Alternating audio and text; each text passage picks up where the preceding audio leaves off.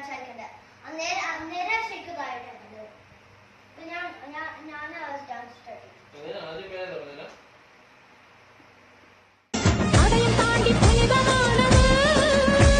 அது சாமியே காலாட்டும் சாமியே நான் தானே தெரியுமா சிவகாமியே சிவனில் நீயும் பாதியே அதுவும் உனக்கு புரியுமா